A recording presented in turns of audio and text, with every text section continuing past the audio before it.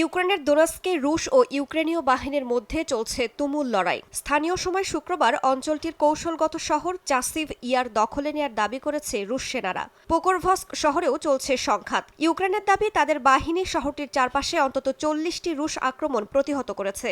24 ঘণ্টায় 160টিরও বেশি সম্মুখ যুদ্ধ হয়েছে বলে জানায় কিয়েভ।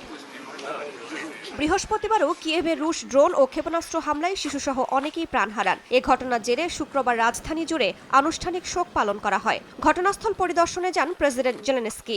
স্মৃতিস্তম্ভে ফুল দিয়ে নিহতদের প্রতি শ্রদ্ধা জানানোর পাশাপাশি স্থানীয়দের সঙ্গে কথা বলেন তিনি। এদিন রাশিয়ার ওপর নতুন নিষেধাজ্ঞা আরোপে পশ্চিমাদের আহ্বান জানান জেলেনস্কি।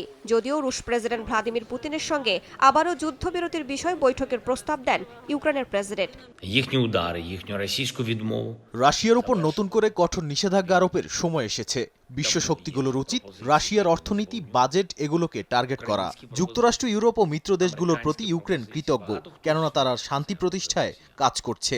শুধু বিবৃতি নয়, কিয়েভ আবারও রাশিয়াকে কৌশলগত আলোচনার জন্য আহ্বান জানাচ্ছে। মস্কো কিয়েভ উত্তেজনার মধ্যেই রাশিয়ার কাছাকাছি দুটি পারমাণবিক সাবমেরিন মোতায়েনের নির্দেশ দিয়েছেন মার্কিন প্রেসিডেন্ট ডোনাল্ড ট্রাম্প। সাবেক রুশ প্রেসিডেন্ট দিমিত্রি মেদভেদেভের বক্তব্যে চটে গিয়ে এ নির্দেশ দেন ট্রাম্প। মেদভেদেভের বক্তব্য উস্কানিমূলক উল্লেখ করে নিজের ট্রুথ সোশ্যালে ট্রাম্প বলেন, পারমাণবিক সাবমেরিন দুটির অবস্থান পরিবর্তন করে রাশিয়ার কাছাকাছি মোতায়েন করা হবে। আমাদের সেটা করতেই হতো, সাবধান থাকতে হচ্ছে। আমি এটি করেছি আমাদের লোকজনের নিরাপত্তার কথা ভেবেই।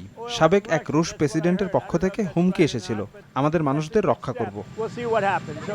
এর আগে রাশিয়ার স্বয়ংক্রিয় পারমাণবিক প্রতিরোধ ব্যবস্থা কতটা বিপজ্জনক হতে পারে সে বিষয়ে ট্রাম্পকে সতর্ক করেন সাবেক রুশ প্রেসিডেন্ট মেদভেদেভ। রাইসা জান্নাত, সময় সংবাদ।